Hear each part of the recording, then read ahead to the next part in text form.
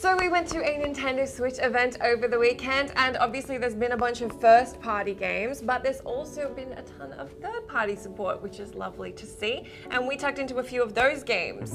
Which ones were your favorite? I really liked Sonic Mania. I Yeah? got to play Sonic Mania, and Sonic was the first video game that I ever played, and Sonic Mania feels like an old school Sonic. Yeah. And I got to play it, I think I played it in handheld mode. So that's with the two Joy-Cons on either side of the Switch screen. And it played fantastically. The new D-pad though, which is just 4 buttons instead of being a traditional, cross D-pad, felt a little strange to get used to. Yeah. But the analog stick works great.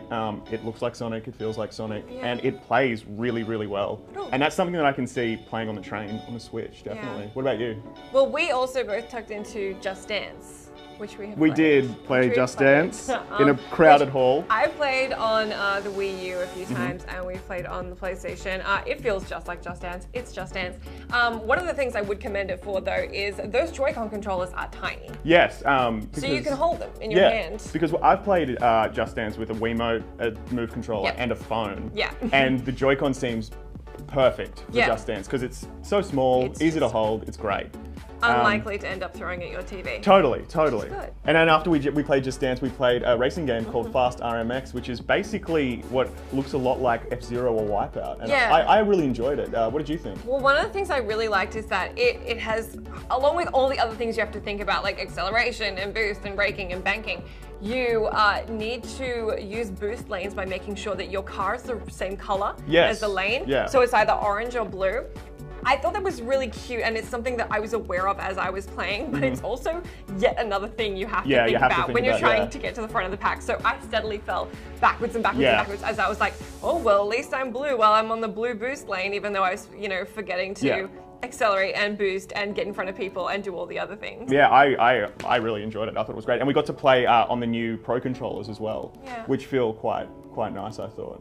So you also played Bomberman didn't you? I did, and I am still apparently terrible at Bomberman. Okay. And it was 4-player, and I was the last one to turn up, so there were 3 people there all ready to go. Right. And they didn't have a Joy-Con ready for me, and the dude had to sync it, and he got to show me how you sync Joy-Cons, which was really cool. It's just you slot it into the side of the screen, then you pull it back out, and you've got your controller, and I thought that was really cool. But yeah, it's Bomberman. It looks like Bomberman. It plays like Bomberman. It's really fun to play multiplayer. And then, so you played Frozen Byte's new game, Has Been Heroes, I think. I did. It's very complicated actually. It's a strategy action game with turn-based gameplay. Basically you have 3 different characters and it's played within lanes. So you're sort of fighting waves of enemies who are constantly coming at you, and it surprisingly works really well on the Switch. Right. So each of your letter buttons like X, Y, are associated with a lane. So you can swap characters in and out of each lane to kind of figure out who's going to be the best character to be fighting, like whatever creature is coming at you in each lane. Each of the characters have a bunch of different abilities and spells, and you kind of need to figure out what is the best strategy to attack with. It seems really cool, and if you're into being able to build a good group and be able to quick change, it lends itself to players who aren't that familiar with strategy as well, because it's turn-based, so you can pause it constantly. So you can play the game as fast or as slow as you want, depending on how comfortable you are with switching lanes and figuring out what the best tactics are. So those are just some of the third-party games that we were able to get hands-on with now that are coming to Switch. Obviously, there's a bunch more. It's going to be great to see things like Skyrim. I think one of the things that's interesting is that a lot of these third-party games are running just a lot like they run on every other platform that you can find them on. Yeah.